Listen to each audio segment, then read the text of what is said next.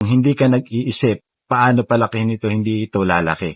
Sa video na to, ikikwento ko sa inyo kung paano i-sustain at palakihin ang nasimulang maliit na negosyo. Ako nga pala si Ruel Reyes, isang entrepreneur, at nagsimula ako magnegosyo 4 years ago. At sa kasalukuyan, meron akong 2 branch at isang extension sa isang branch.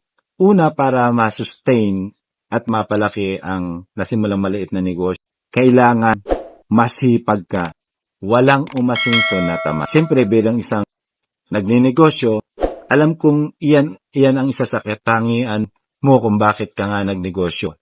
Yung pagiging masipag mo. Pero ang tinutukoy ko ditong sipag ay hindi lang yung ikaw yung gumagawa ng lahat, kundi yung sipagan mong mag-isip paano palakihin ang negosyo mo.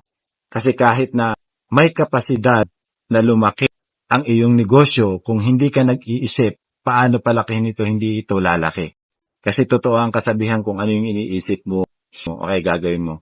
Kaya ang unang-unang na-discover ko kung bakit 4 years ago, nagkaroon ako ng 2 branch at isang extension kasi lagi kong iniisip paano palalakihin na negosyong sinimulan ko. Ang pangalawang paraan para masustain at patuloy na lumaki ang negosyo, mag-focus ka. Kapag ka may sinimulan kang negosyo, gaano man kaliit ito, o gaano man karami yung challenges na kinakaharap mo, kinakailangan focus ka. Mag-focus ka paano palupitin yung produkto mo, mag-focus ka paano mo pagagandahin lalo yung serbisyo mo. Karamihan kasi sa ginagawa ng iba, kapag nagsimula na yung negosyo at kumikita na yung negosyo nila, nagve-venture agad ng ibang negosyo. Kaya ang nangyayari, nahahati.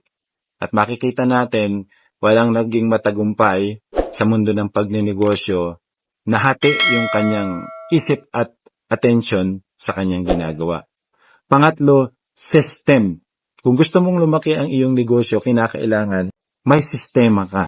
Kasi lahat ng nakikita nating mga negosyo na lumaki katulad ng Jollibee, McDo, 7-Eleven, o lahat ng mga dumadaming negosyo, ang meron sa kanila sistema.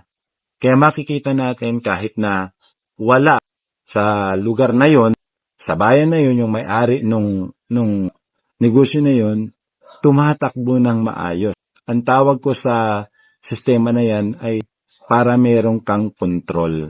Meaning, halimbawa kung ikaw ay nasa restaurant business, kinakailangan may sistema ka sa in and out ng mga product o kaya naman sa expenses or sales and expenses report.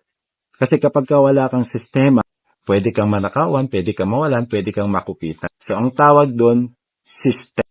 Kasi ang negosyo kapag tumatagal na at gumagana na, hindi dapat nakadepende sa'yo yung pagtakbo ng negosyo mo.